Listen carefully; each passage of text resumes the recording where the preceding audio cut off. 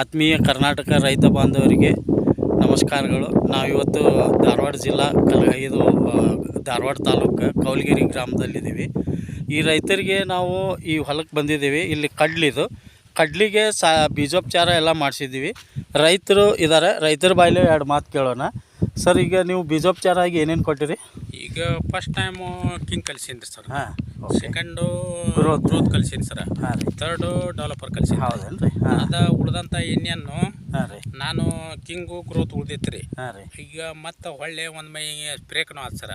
ಇದು ಕನಿಷ್ಠ ಅಂದ್ರೆ 3 ಎಕರೆ ಹೊಲ ಆಯ್ತು ಸರ್. ಹೌದೇನು ರೀ? ಹಾಂ ಸರ್, ಒಳ್ಳೆ ಗ್ರೋತ್ ಬಂದತಿ. ಚಲೋ ಎಲ್ಲ ಚೆನ್ನಾಗಿ ಗ್ರೋತ್ ಅದ ರೀ. ಗ್ರೋತ್ ಬಂದತ್ರಿ. ಗೊಬ್ಬರ ಕೊಟ್ಟಾರದು ಪಗಲೆಲ್ಲ ಚಲೋ ಅದಾವ್ರಿ. ಪಗಲ್ ಪವರ್ಫುಲ್ ಅದ ರೀ. ಗೊಬ್ಬರ ಕೊಟ್ಟಾರು ಇಂಥ ಹಿಂಗೆ ಪಗಲ್ ಬಂದಿದ್ರಿ. ನಾ ಕೆಲವಷ್ಟು ಹೊಲಗಳನ್ನು ಚೆಕ್ ಮಾಡೇನ್ರಿ ಸರ್. ಹ್ಞೂ ರೀ. ಹಿಂಗೆ ಪಗಲ್ ಬಂದಿಲ್ಲ ಸರ್. ಹ್ಞೂ ರೀ. ಹಾಂ. ಹಿಂಗೆ ಹಾಕ್ಯಾರ ನನಗೆ ಒಳ್ಳೆ ಗ್ರೋತ್ನೆಸ್ ಅನ್ಸ್ಯದ. ಈಗ ಕೆಲವಷ್ಟು ಆರ್ಗ್ಯಾನಿಕ್ ಮಾಡೀನಿ ಸರ್. ಹಾಂ ರೀ. ಈ ಥರ ರಿಸಲ್ಟ್ ಬಂದಂತ ನಾನು ಹಾಂ ರೀ. ಕಣ್ಣಾರೇನು ಹೊಡೆಯಲ್ಲ ಸರ್.